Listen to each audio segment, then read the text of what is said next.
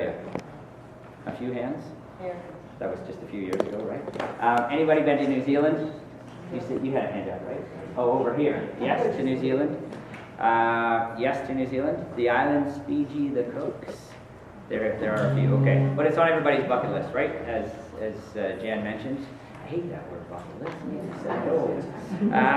You've come with questions, right? Even for the people that may have been, you may have some questions that you didn't get answered when you were there. Because we have a small group, I do believe in a bit of audience participation. So yes, you came with questions, right? This is your dream trip. You all want to go down under, and you've come with questions. Just nod. This works better. There we go.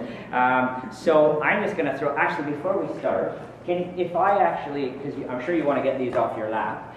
If I get you to refer to a couple pages, is it bright enough in here to see? Yes. Okay. So really quickly, I will. Is there a Costco in town? Yeah. Costco. Who's a member at Costco? Everybody, pretty much.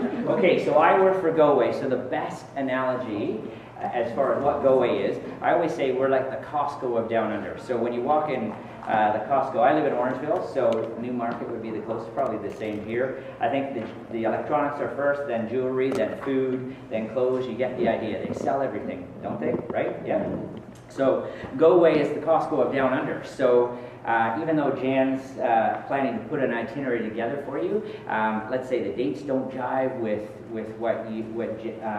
your plans, and you end up going on your own. I think it's important. I'm going to throw a lot of tips out there, etc., etc. But going back to what GoAway is and why we're like Costco, we are the Costco of Down Under. So if you go through that Down Under brochure, there's everything in there. There are flights in there, there are hotels in there, hot air balloon rides, there are car rentals, motor coach tours, you get it. Anything, perhaps you guys have, I don't know, done some channel surfing and seen something about Australia or New Zealand or Fiji on the Learning Channel or Discovery Channel, and you thought, oh man, I want to try that someday.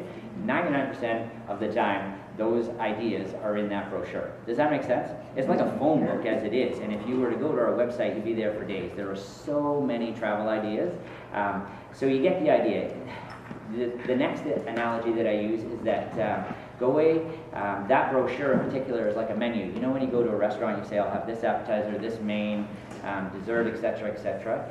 That's the other thing about GoAway is that everything's custom, everything's FIT. There are a couple of cookie cutter type tours at the front of the brochure, but they're not for everybody. So if you have, again, an idea that you've heard your neighbor talk about or you saw on TV, we custom design everything. And we take it that extra mile. You know when you order a steak at that restaurant, it says, the waiter will ask you, how do you want your steak? Right? It's custom again, and a lot of restaurants will even have down the bottom of their menu, our kitchen is your kitchen. So think of it that way. So we don't deal with the public. You have to go through Jan and Company, but our kitchen is your kitchen. Do you like that analogy? I just came up with that restaurant. The Costco one I've been using for a while, but I like that kitchen line. So that's really what GoAway is. Does that make sense? We're a wholesaler, and we package this stuff up all together for Jan to pass on to you guys. All right, and I think it's important that we sort of, figure out, well, who's GoAway and how do they work with cruise ship centers? Now you know. Now to get these brochures off your desk or off your lap, just mark a couple of pages. You'll find these really useful. Page 75 in the Down Under one. Earmark that page. You will see a map, which is quite handy. But more importantly, down the bottom of the page, you will see a climate chart. Okay, and I think that's important because everybody wants to know when's the best time of the year to go, right? Everybody hates my answer. Do you want me to tell you what it is? It depends. Really? This is our dream trip, and you say it depends? It does depend.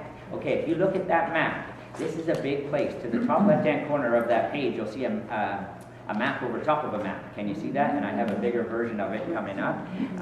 The bottom line is, it is a big place. So for me to say, oh yeah, well, I like January, February, I always use my parents as an example. They have a place in Largo, Florida. A few years ago, I convinced them to rent it out. They're snowbirds. And I got them going down under. They spent 6 weeks in Australia and 3 in New Zealand. They left in January. My dad melted. My mom thrives on the heat. So you see why I say it depends? It really does depend on the person, and it also depends on where you go. If you look at the top of that map, there's a city called Darwin. Just north of that is the equator. And I'm telling you, December, January, February, it's like 40 degrees plus, the humidity. All it does is rain. Fabulous night market there. It's not even open that time of year. So that's why I say it depends, because December, January, February, further south, into New Zealand, into Tasmania, Sydney, wherever, beautiful. You get where I'm going with that? When I am pushed, do you want me to tell you what my favorite is?